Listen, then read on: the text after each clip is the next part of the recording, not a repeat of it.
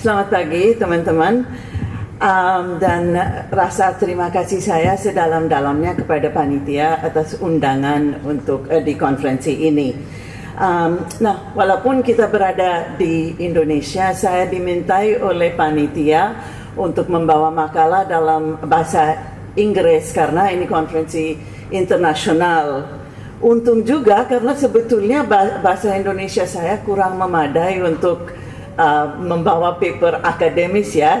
Jadi basa-basinya aja dalam bahasa Indonesia, selanjutnya paper saya bawa dalam bahasa Inggris. Is there anybody here who does not understand Indonesian? No, okay. Well, I won't translate what I said then. I shall move on to English. Now, the topic today is not actually media in the making of reformasi, but media and message in Reformasi's Indonesia.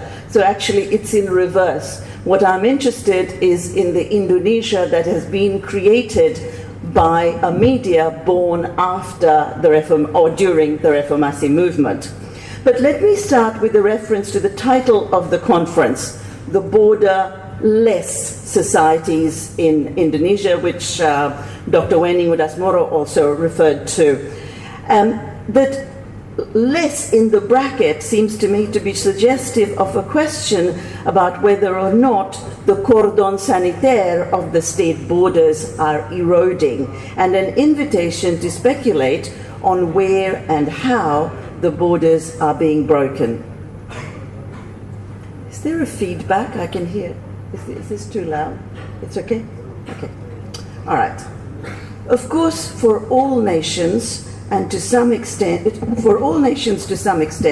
and particularly for nations of Southeast Asia, and especially for Indonesia, arguably the most diverse nation on earth, borders are not just around the nation state, but rather the nation is founded by containing internal divisions, readily acknowledged in the national anthem, which we all sang, and the motto of Indonesia, Bhinneka Tunggal Ika.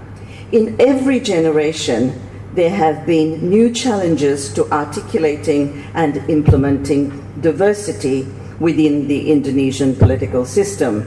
The demonstrations for and against Ahok earlier this year highlighted the struggle over belonging within the Indonesian political system once again.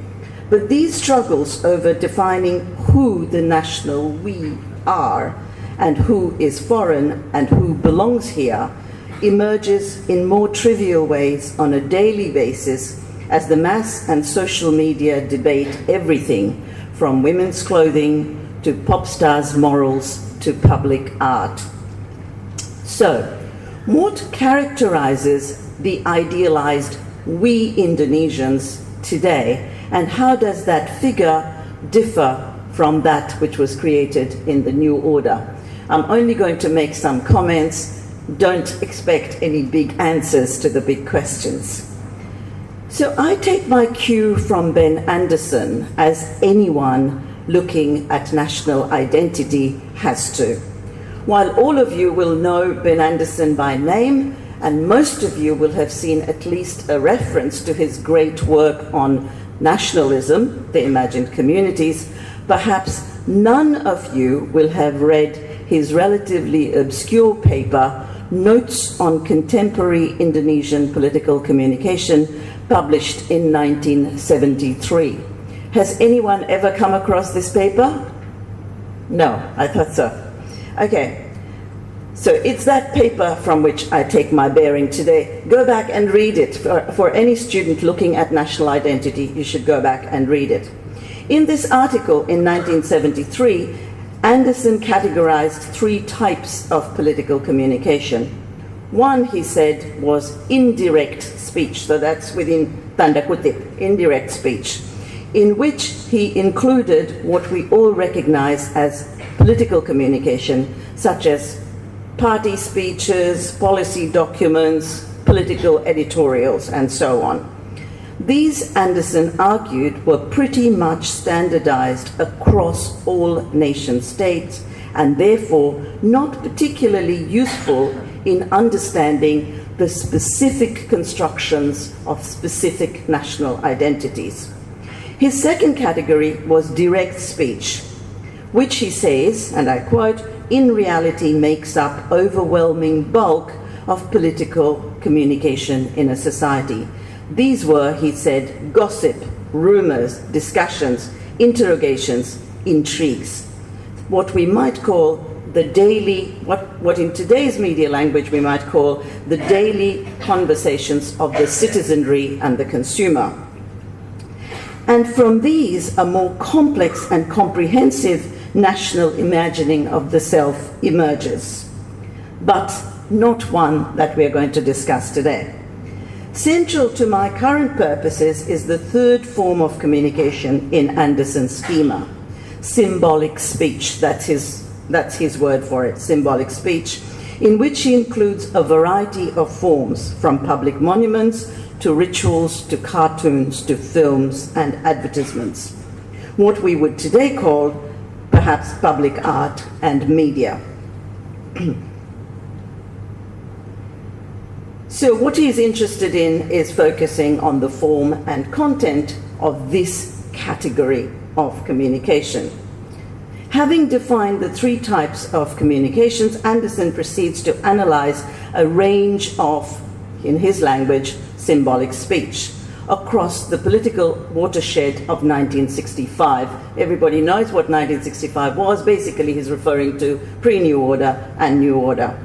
To put Anderson's complex and sophisticated arguments simply and even crudely, he concluded that Indonesia was imagined in the first 2 decades after independence as a clear contradiction to the colonial West.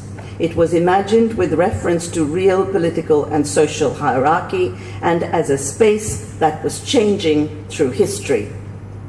By contrast, Anderson suggested that New Order texts communicated essence and continuity. The continuity versus disruption dichotomy is best articulated in the longest section of Anderson's article, which deals with contrasting styles of 2 cartoonists from 2 generations. You don't need to remember the names, but I'll just tell you. Sibarani, who worked in the left-wing press in the 1950s and early 60s, and John Domino, who rose to prominence in the early years of the New Order. Some people who are a little bit in my age group than most of the students might remember the John Domino cartoons.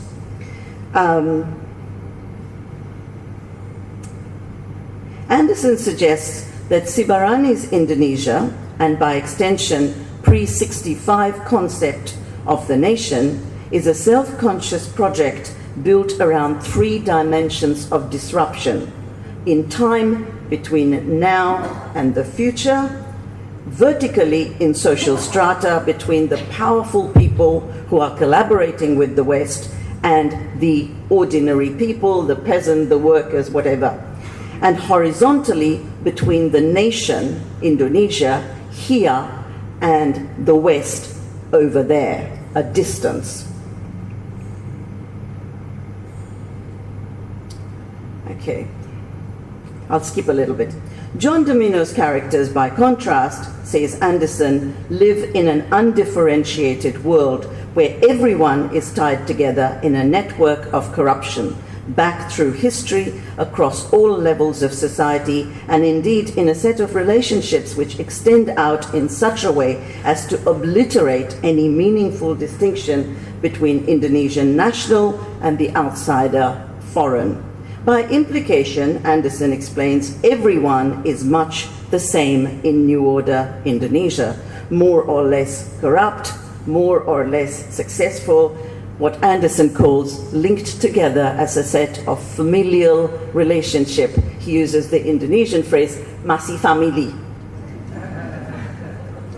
Though Anderson discusses just one film in his essay, films of the New Order map easily onto his reading of this, which he calls symbolic speech. Let me give you 2 quick examples. First, the historical film November 28, released in 1978. It was the longest, the most expensive film made at that time. and it swept up all of the Chitra Awards the following year. It remains the largest work by the auteur filmmaker of his time, Teguh Karya. Teguh was constructing a national identity that he knew would be uncontestable within the framework of New Order ideology. I arrived in Indonesia in 1979, where November 28 was dominating the film scene. And what struck me as a foreign student, newly arrived in Indonesia, was that a film about national struggle would have so little reference to the colonialist villain. There are, in fact, very few villains in the film altogether, and the two key characters on the Dutch side, it turns out, are both Indo, born of Dutch fathers who do not virtually appear in the film, and Indonesian mothers. In November 28, national identity in the final analysis is a matter of personal moral choice, not of ethno-religious origin. If Teguh Karya was the premier auteur filmmaker of the middle years of the New Order, then Garin Nugroho arguably occupied that position in its closing decade. If Teguh's films took a historic turn, Garin's frequently took an ethnographic one. More than any other Indonesian director before or after, Garin took his camera into the details of mostly unrepresented peripheries of Indonesia in pursuit, seemingly, of the authentic and the autochthonous. But at every turn, he found he was foiled, because he found an Indonesia which again and again was enmeshed in local struggles, and where foreign icons were so prevalent that there could be no idealized inside and outside Indonesia here, the outside there. Like John Domino's cartoons, Garin's 1990s films tell the story of an Indonesia integrated into the hierarchies of global capitalism and media, albeit in most unfair and unequal ways. And with that, we turn to the 21st century. How am I doing for time? There is so much that is different about today. So before I say anything about today's films, let me refer to the works of two young Indonesian scholars from whom I draw my understanding of Indonesian media landscape of the 21st century. First, the work of Taufikur Rahman, whose PhD I had the privilege to supervise. I can't see Taufik in the room. Is he around? Yeah, well, he's missed my reference to him. Never mind. Okay. Taufik's thesis alerts us to the idea that while Web 2.0 might give the individual consumer endless choices, might seem to give the individual consumer endless choices, in practice the system captures us in a communication bubble. So while some institutional, including national borders, which has been referred to earlier by the introductory speakers, including national borders, become impossible to police, the web does not simply set us free to gaze at the infinite views and images. It directs us through algorithms into particular objects of desire, a desire that algorithms embedded in search engines constantly measure and feed. So the more you search one type of information, the more it directs you to that type of information and excludes you from alternative views. The second work that significantly shapes how I read contemporary Indonesian media is that of Dr. Inaya Rahmani. And I say with great pride that both Inaya and Taufik did their PhD at different universities of Western Australia. Good universities. Anyway, that's not relevant. Inaya, in her absolutely brilliant new book, Mainstreaming Islam in Indonesia, coins the phrase halal consumerism. In many ways, the rest of the comments in this paper that I'm about to make is a footnote to Inaya's argument, which again I summarize and make crude with apology to her. So Inaya, broadly speaking, argues that the Islamic programming on television in the first decade of the 21st century is a product as much of increasing piety as it is of the rise of a consumerist middle class, which shares in many ways the desires of the global middle class, for instance, higher education, fashion, nuclear family. So back to cinema, just very quickly. There is a lot that one can say that is positive about the Indonesian film industry in this century. The growth, the diversification, the arrival of new directors, and particularly the rising number of women directors and producers. For my limited purposes today, however, I want to home in on one new development that somewhat parallels Sinetron Islam, which is what Inaya is writing about.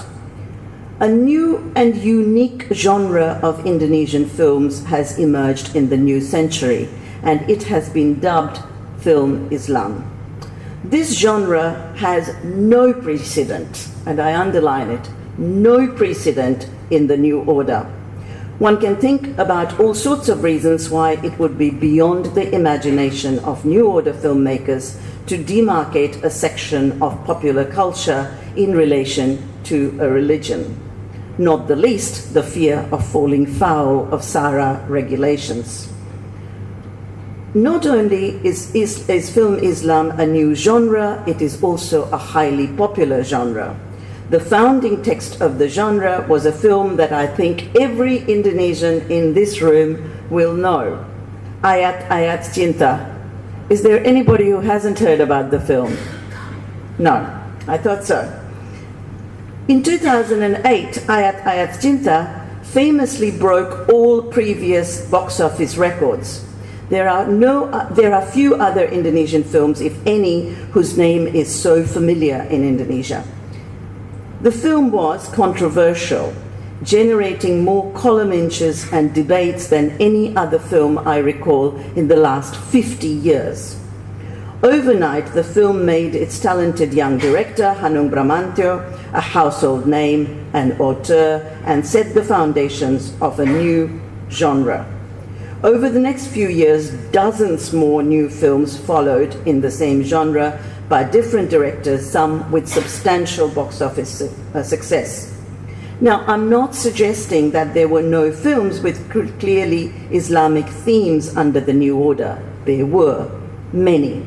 But as a genre with clear stylistic parameters, Film Islam was a post-reform invention, post-reformasi invention.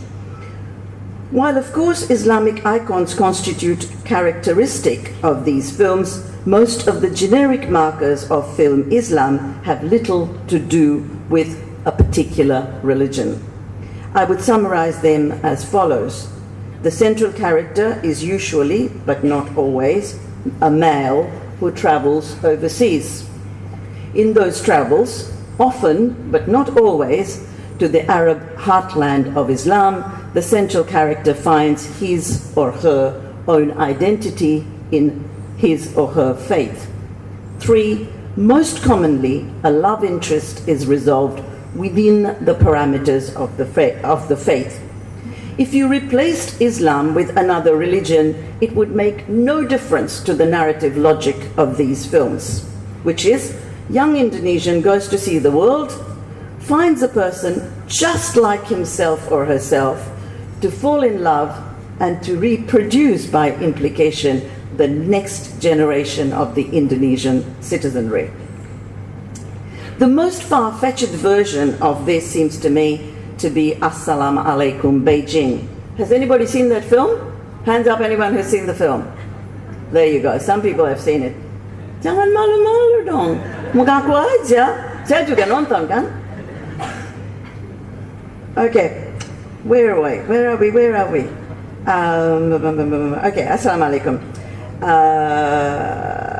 Okay, Assalamualaikum was shot on location across China, including, of course, the iconic Great Wall. Indonesian national news agency Antara even reported the hardships of shooting in a foreign location and how the crew and the actors had to endure Chinese food for a long period until they found some Indonesian cook to cook for them. After all that adventure, however, the central character Asma, a young woman journalist, falls in love with a Chinese man who, it turns out, is Muslim. I'll be finished.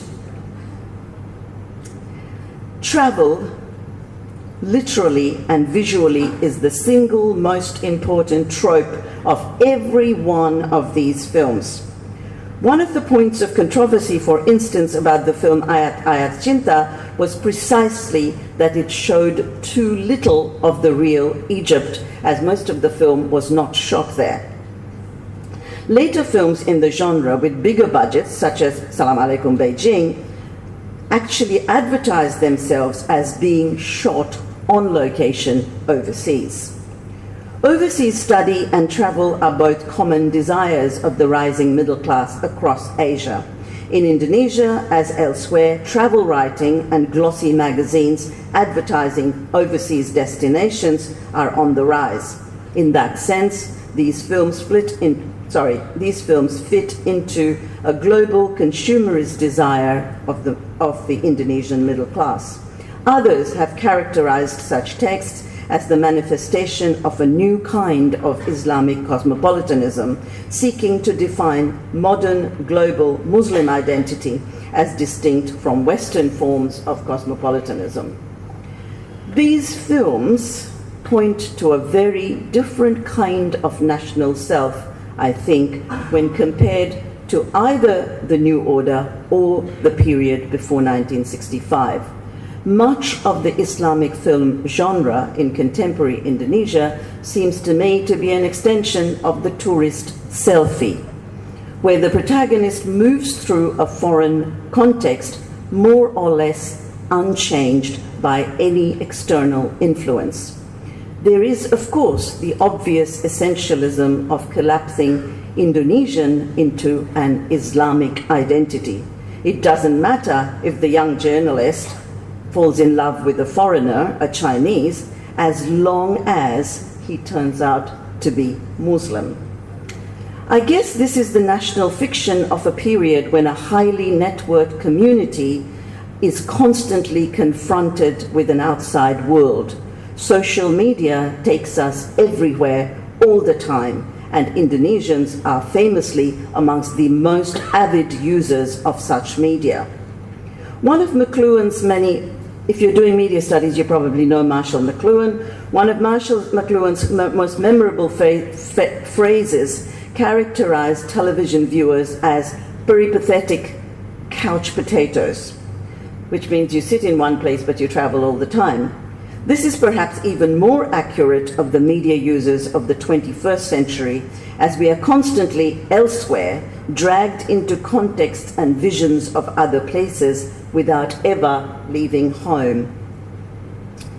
And in those travels of the eye, the mind, and hearing, these films seem to provide a safety net, an imagined Islamic moral certainty, and a fictional Muslim community which provides now an Indonesian identity with no reference to autochthonous original cultures and national histories of Indonesia. These films dissolve a world of difference and contradiction into a very narrow perspective, much as our access to the world of ideas is shrunk by the algorithms of search engines, the filter bubbles that I mentioned earlier. So, more and more, we see the world as we want to see it, without the confusion of contradictory views. When I was watching Assalamu Alaikum Beijing, I did wish very much that Asma would fall in love with a communist or an atheist, because then we would really be able to test the limits of what it means to be an Indonesian woman in the 21st century, engaged in a world of difference, in a world where difference abounds and where a pluralist democracy requires not just a tolerance of difference by ignoring its existence, by compartmentalizing it, but by a certain embrace of difference and an active engagement with difference. Thank you.